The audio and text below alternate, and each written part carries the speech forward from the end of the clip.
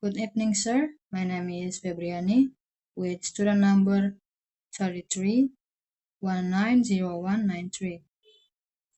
For now, I'm going to do a simultaneous interpreting for remedial subject of interpreting with code 623. So let's us begin with watching the original YouTube video first. What is a nation? The attempt to formally define the nation as a political concept dates back to 1882 when French philosopher and historian Ernest Renard published his seminal essay titled, What is a Nation? In this essay, Renard defines the nation as a large-scale solidarity constituted by the feeling of sacrifices that one made in the past and of those that one is separated to make in the future. This explains why Renard believes that if we are to imagine the nation as good and worthy of continuous sacrifice, we must realize that it necessarily entails a process of forgetting. This is because, for Renard, the efforts to obtain national unity, either in the name of civic or ethnic nationalism, involve acts of violence and subsequent forgetting. Based on the initial conception of a nation developed by Renard, scholars have come up with a more formal definition of a nation, namely, a community of people formed on the basis of a combination of shared features such as language, history, ethnicity, culture, and territory. Put differently, a nation is the collective identity of a group of people understood as defined by language, history, ethnicity, culture, and territory. And for this reason, a nation is generally more overtly political than an ethnic group. In fact, many scholars considered it as a fully mobilized or institutionalized ethnic group. Later on, the famous political scientist, Benedict Anderson, views the nation as an imagined community. For Anderson, the nation is an imagined political community that is culturally imagined as both inherently limited and sovereign. As we can see, there are four key elements in this definition. First, the nation is imagined simply because members of any particular nation will never meet most of their fellow members, yet in the minds of each lives the image of their communion.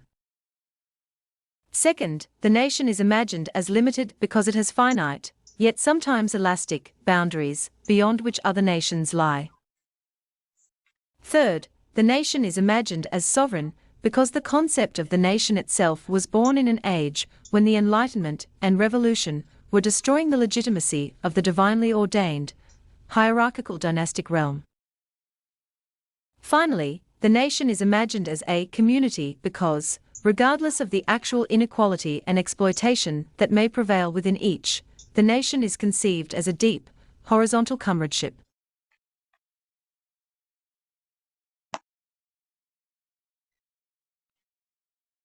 And for now, I'm gonna read my translation based on my own words in Indonesian language. Apa yang dimaksud dengan negara?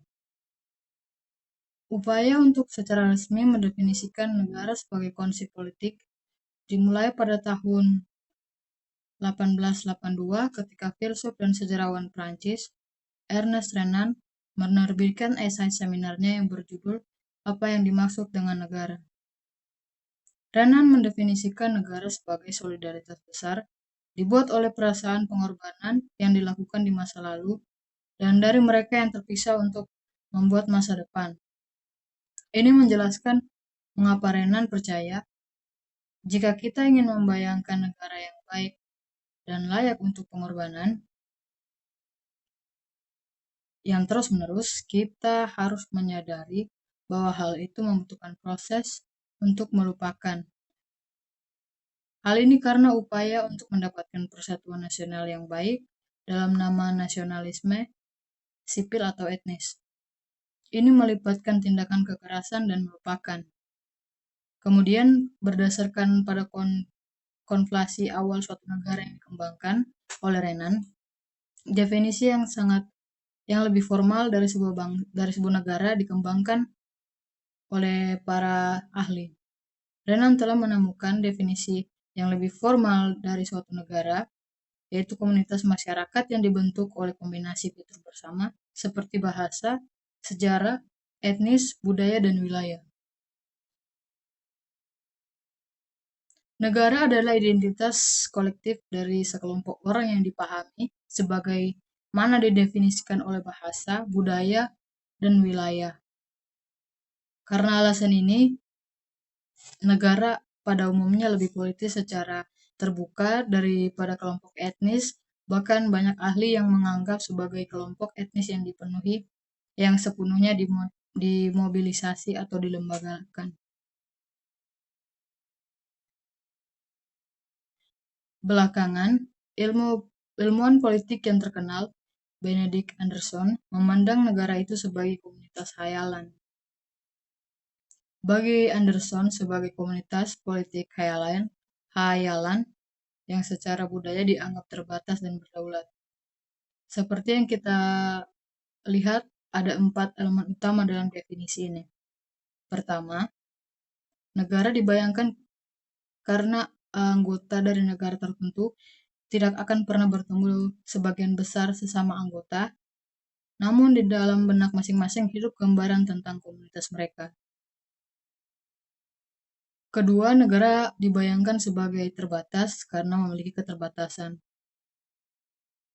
Namun, terkadang elastis dan ada batas-batas di mana negara-negara lain berada di luarnya. Ketiga, negara dibayangkan sebagai berdaulat karena konsep negara itu sendiri lahir pada zaman ketika pencerahan dan revolusi menghancurkan legitimasi kerajaan yang bersifat ilahiyah dan hierarkis. Negara dibayangkan sebagai komunitas karena terlepas dari ketidaksetaraan dan eksploitasi yang mungkin terjadi pada masing-masing individual. Negara dibayangkan sebagai sebuah persaudaraan horizontal yang mendalam. And that's all from me. Thank you for watching.